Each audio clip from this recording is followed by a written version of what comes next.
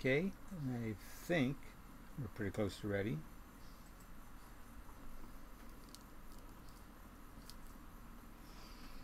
Well, I'd like to welcome everybody to my upgrade of my Prusa i3 Mark 2s to a Mark 3. It involves disassembling the old machine and reassembling it with the kit from Prusa for the Mark 3 upgrade.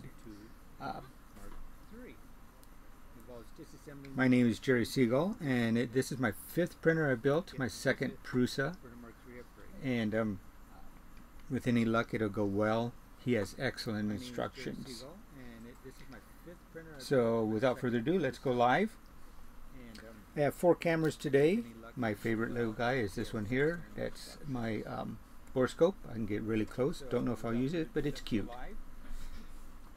Right hand camera, left hand camera, overhead camera, and hopefully it'll go well. You start with just the tools that I use above and beyond what comes in the kit. First foremost, of course, is a cup of coffee. If you can get Allen wrenches like this, or like this one, which has a ball end on it, they're perfect to use. I'll put a link in the description to find these. They're far easier to use than the angled Allen wrenches. This is my original set of Prusa needle nose pliers, and they come in real handy for nuts and bolts, but I prefer a wrench, but I don't have one. Pair of tweezers. Some of the parts are very small, and those come in really handy for placing them. Another item comes in handy is, that's right, a magnet. Yeah, magnet. Something else, if you're old like me, you'll need a pair of glasses for some things, and I have a pair of 3-power readers. That's all I use.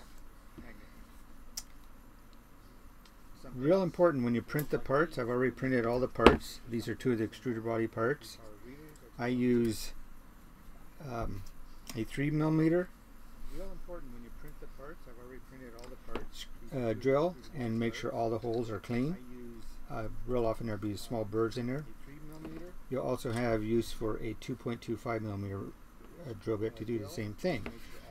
The other thing I do is I use a small file and file all the mating surfaces so they're nice and flat. There'll be little irregularities, so you want to file them so they're real pretty, like, you know. And then make sure all the mating parts mate nicely, which these do very nicely. One last thing I use, this doohickey. Not so much for tools, although it works for it, but to keep track of all those little tiny screws, nuts, and bolts that you're going to have.